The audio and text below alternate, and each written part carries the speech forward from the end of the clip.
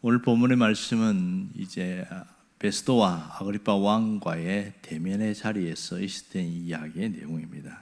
우리는 지난 시간 대제사장의 무리와 이들이 2년 전과 똑같은 거짓 모함으로써 또 신임 총독인 베스도 법정 앞에서 그들을 고소한 이야기가 나옵니다. 그랬을 때에 바울은 한 번도 생각해 보지 못한 로마 황제에게 상소하는 일을 했던 것을 같습니다. 자, 이 문제가 기가 막히게 나타나는데, 문제는 이제 로마 황제에게 상소를 했기 때문에 베스도 총독이 이 법정에, 황제 법정에 제출할 사유서를 제출해야 되는 겁니다. 그래서 이걸 써야 되는데 뭐라고 써야 될까 고민이 많이 됐던 것이죠.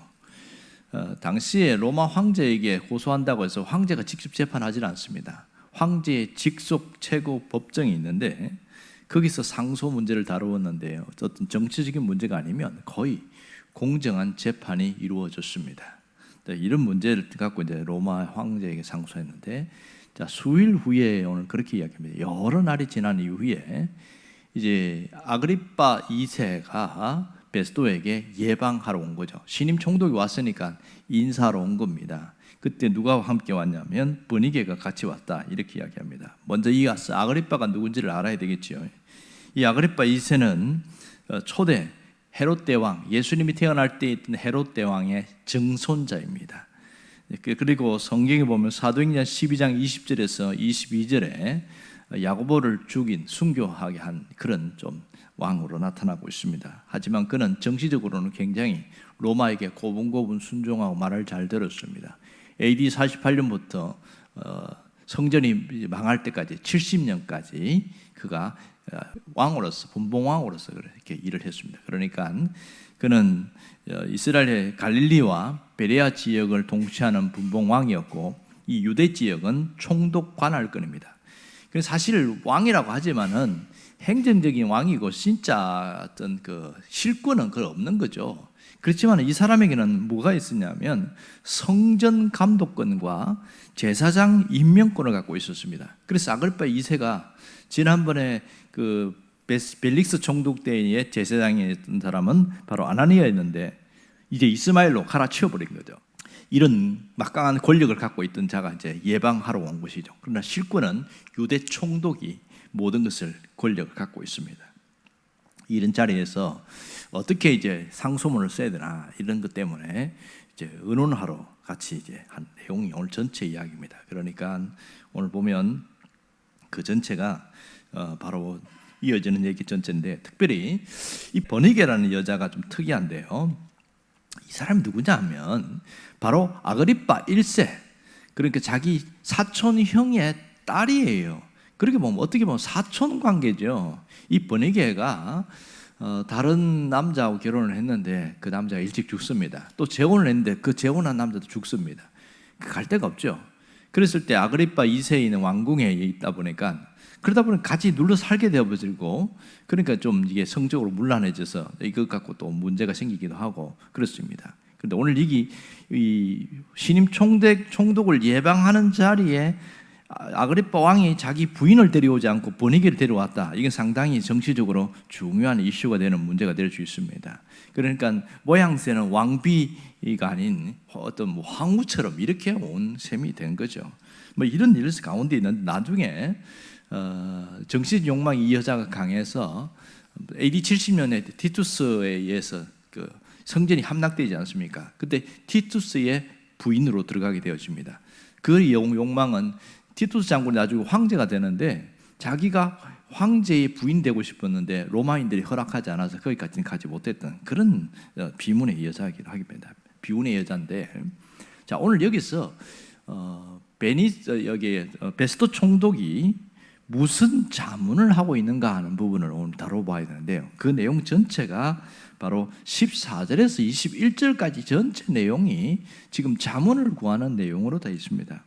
먼저 14절에서 16절을 보면 베스도 총독이 현지에서 시찰을 했을 때의 일을 쭉 이야기하면서, 처음 맞지만 대제사장 무리가 신임 총독에게 저 바울이라는 사람이 있는데 그 사람을 좀 예루살렘 데려가서 정죄해달라, 그렇게 이미 이 사람을 낙인 찍어서 사형 판결을 해달라 이런 얘기를 했던 것 같습니다. 그랬을 때 베스도 총독이 로마의 법에서는 피고에게 변명의 기회를 주지 않고 이렇게 함부로 정죄하는 걸 마땅치 않다.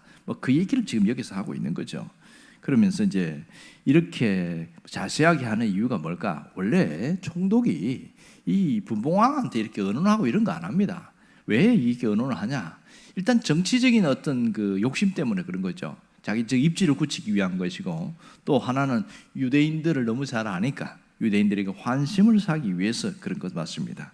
18절을 보시면요, 원고들이 서서 대제사장들을 말합니다. 내가 짐작하던 것 같은 악행, 이것의 혐의는 하나도 제시하지 못하고 그랬어요. 짐작하던 악행이 뭐냐? 정치적이고 로마를 위협하고 민중을 선동하고 반란을 일으키고 이런 사람을 죽이고 이런 악행을 생각했는데, 이 원고들 대제사장 무리들이 하나도 거기에 대해서 얘기를 하지 않더라는 거예요.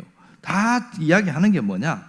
자기들의 종교 문제만 이야기하다. 19절에 보면 오직 문제가 되는 것은 자기들의 종교뿐이다 그랬어요. 자기들의 종교 문제 가지고만 이렇게 이야기한다. 여러분, 상식적으로 이야기하면 종교 문제니까 그러면 죄가 없으면 석방해야 되잖아요. 그런데 이 베스도 총독도 사람은 참 좋은 사람인데 석방하지 않는 겁니다. 이건 철저한 정치적인 문제가 너무 큰 것이죠. 그래서 총독으로서 고민을 많이 하는 거예요. 석방을 하지 않고 항소를 했기 때문에 이제 가이사에게 보내야 되겠다, 이런 생각을 가지고 하고 있는 겁니다. 자, 여기서 종교 문제다. 여기 바울의 어떤 복음을 들었지만은 베스도의 관심은 없었습니다. 베스도는 오로지 정치에 관심이 많았습니다. 당시 사람들은, 헬라 사람들은 철학에 관심이 많았고 로마 사람들은 정치가 모든 관심사였죠. 일반 사람들은 모든 것이 물질의 관심사였습니다. 하여튼 돈이면 뭐든지 하려고 했던 것, 그것이 일반적인 사람들의 모습이었다, 이런 얘기를 하고 있습니다. 자, 여기서 보면 저들의 종교 문제다. 이 저들의 종교 문제, 이 헬라어를 풀이하다 보니까 이 미신 같은 종교, 이렇게 표현되어 있어요. 미신. 그러니까 이 로마 사람들은 제우스를 섬기는데 이 유대 사람들은 하나님이라는 신을 섬기는데, 이 신 섬기는데 사실은 미신 같은 존재로 아주 좀 하찮게 취급한 거죠. 당시에 그 나라는 전쟁이 신들과의 전쟁이라고 본 거예요. 그러니까 제우스와 하나님과의 싸워서 누가 이겼냐? 제우스가 이겼다. 그들은 그렇게 본 것이죠. 이렇게 해서 아주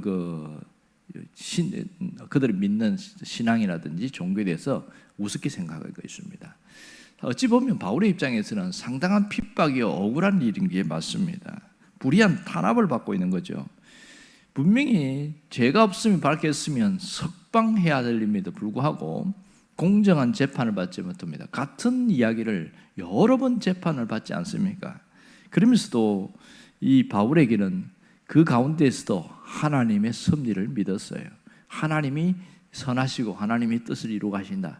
이 점이 참 중요한 겁니다.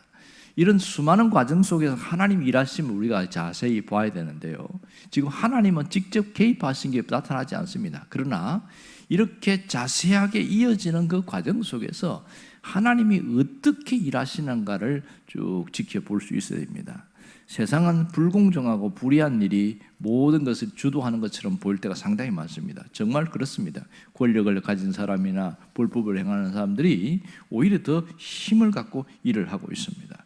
하지만 그 불공정과 불의함 가운데에서도 하나님은 일하고 계십니다. 때로는 그것 때문에 내가 탄압을 받거나 손해를 보거나 어려움을 당한 일이 있습니다. 이때 우리가 무슨 생각이냐면, 하나님이 이런 사람들을 통해서도 나를 빚어가고 계신다. 이것이 신앙인들이 가져야 될 생각인 것이죠. 바울이 그것을 잊지 않았던 겁니다. 이 불의한 가운데서도 하나님이 나를 만들어 나가고 하나님이 이런 것까지 성공하게 되고 하나님이 하신다. 그 점이 대단히 중요한 겁니다. 어떤 분이 시어머니, 아주 엄격한 시어머니를 만나서 정말 고생하는데 처음에는 너무 시어머니 때문에 불평하고 못 살겠다 그러고 이러다가 하나님의 뜻을 찾다가 깨달은 거예요. 이 시어머니를 통해서 내가 갖고 있는 성품의 모난 부분을 하나님이 깎아 나가시는구나. 그러면서 갑자기 불평이 없어져 버린 거예요. 그리고 늘 시어머니에서 불만스러웠던 것이 싹 없어져 버리면서 하나님의 뜻이면 달게 받겠습니다 이러면서 그냥 불의한 것에 대해서도 그러니까 자기 마음에 맞지 않는 것에 대해서도 그냥 따라서 그렇게 하는데 놀라운 변화가 있었습니다. 이게 신앙인들이 가져야 할 태도입니다. 설교 준비하다 보니까 재미있는 이야기를 읽은 적이 있는데요. 어느 옛날 한 아주 7, 80년 전의 일인 모양입니다. 아주 오래전인데 돈 많은 부자가 있었는데 이 부자에게 머슴이 하나 있었어요. 머슴이 한 열 몇 살 때부터 머슴살이 해가지고 뭐 20 몇 살까지 계속 머슴 생활을 하는데 그런데 어떤 연유인지 이 머슴이 교회를 나가는 거예요. 어떻게 했는지 어떻게 교회를 나가야 되는데 이 주인의 입장에서는 참 못마땅한 거예요. 무슨 돈도 안 되는데 무슨 뭐 교회를 나가냐? 돈이라도 되면 뭐 교회를 나가는 건 뭐 내가 이해하지. 뭐 이런 생각을 갖고 있었던 거죠. 그래서 일을 시켜놓으면 이제 꼬투리를 잡으려고 그러면 너 일 다 해놓고 가냐? 오늘 일요일날 교회 간다는데 어제 시킨 거 했냐? 다 했다는 거예요. 언제 했냐? 밤새도록 다 해놓은 거예요. 이런 식으로 하면서 일을 하는데 주인이 볼 때 참 답답한 거예요. 야, 교회 나가면 떡이 나오냐, 밥이 나오냐, 돈이 나오냐, 뭐 네가 출세길이 열리냐, 뭐가 나오는데 그렇게 뭐가 아쉬워서 밤을 새면서까지 그렇게 일을 하고 교회 나가냐? 내가 볼 때 참 너 참 답답하다. 앞길이 내가 답답하고 정말 어리석다 이렇게 이야기한 거예요. 그러면서 어느 날은 이 주인이 들고 다니는 이렇게 아주 비쩍 마른 지팡이가 하나 있습니다. 혹시 너보다 진짜 어리석은 사람 만나면 요 지팡이니까 너 줘라 이러고요. 예 하고 이렇게 받았어요. 세월이 좀 이렇게 흘렀습니다. 몇 년 흘렀는데 어느 날 이 주인 영감님이 이제 병이 들었습니다. 죽을 병이 들은 거죠. 몸이 이제 계속 쿨룩쿨룩 기침하고 이제 뭐 출입도 잘 못하고 영 이제 연로하시니까 가게 됐습니다. 한 번은 머슴이 이제 찾아갔어요. 주인님 계십니까? 왜? 뭐 때문에 왔는데? 예, 할 말이 있어서 왔습니다. 그러면서 이제 이야기를 하는 겁니다.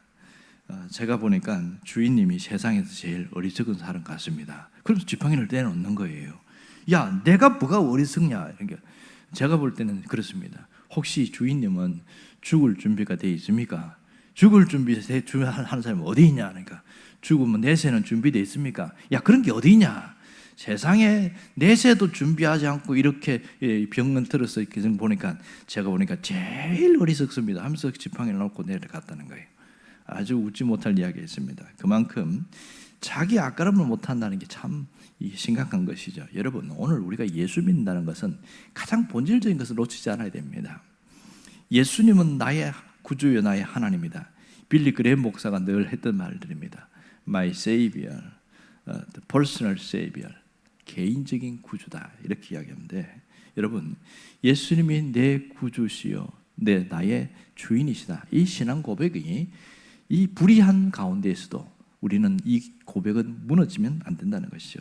세상에는 보면 억울한 일도 당하기도 하고 또 불공정한 일들이 참 많아요. 그렇지만은 그분이 주인임을 고백한다면 우리가 때로는 그것을 받아들여야 할 때도 있습니다. 불합리한 일을 받아들이고 이것이 하나님이 나를 비적하는 일이구나. 결국 하나님은 손해보는 일을 안 합니다.